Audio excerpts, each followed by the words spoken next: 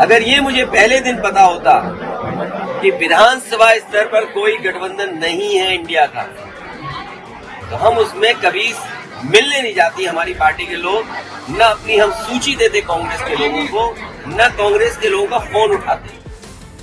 मध्य प्रदेश में कांग्रेस और समाजवादी पार्टी के बीच सीटों को लेकर शुरू हुई खींचतान ने दरार इतनी चौड़ी कर दी है कि इसका असर लोकसभा चुनाव पर भी पड़ सकता है।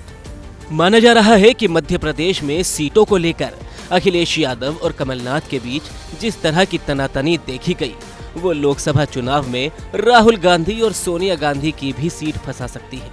कैसे, चलिए समझते हैं।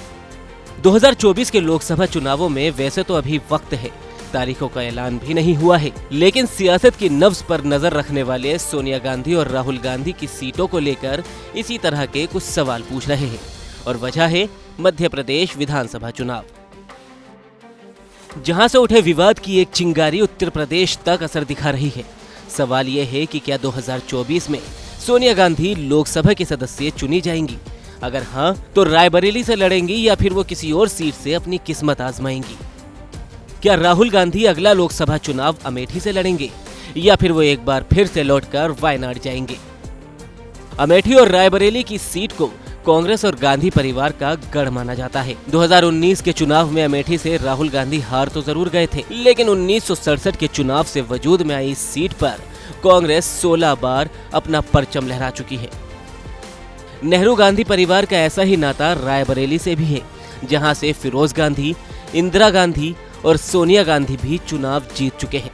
मगर इन सीटों पर अखिलेश यादव कांग्रेस को रोक सकते हैं। अगर आजमगढ़ के साथ किसी पार्टी के लोगों का इमोशन है, तो दूसरे पार्टी के लोगों को बड़ा सावधान होकर के बोलना चाहिए, क्योंकि अगर वो आजमगढ़ के लिए बोल रहे हैं तो उनके भी क्षेत्र हैं जिनसे उनका भी इमोशन है। अगर हम लोग उस तरह की टिप्पणी करेंगे तो आपके पास जवाब नहीं होगा। अखिलेश यादव का ये गुस्सा उत्तर प्रदेश के कांग्रेस अध्यक्ष अजय राय के बयान के बाद सामने आया है। मध्य प्रदेश में सीटों को लेकर कांग्रेस और समाजवादी पार्टी की तकरार के बाद अजय राय ने अखिलेश यादव को आजमगढ़ उपचुनाव में हार की याद दिलाई। अखिलेश का पारा नए सिरे से हाई हो गया है। अब सवाल है, क्या कांग्रेस को यूपी में अखिलेश की नाराजगी का असर झेलना होगा? क्या अब अमेठी सीट पर समाजवादी पार्टी कांग्रेस को वॉक ओवर नहीं देगी? क्या रायबरेली सीट पर अखिलेश सोनिया की मदद नहीं करेंगे?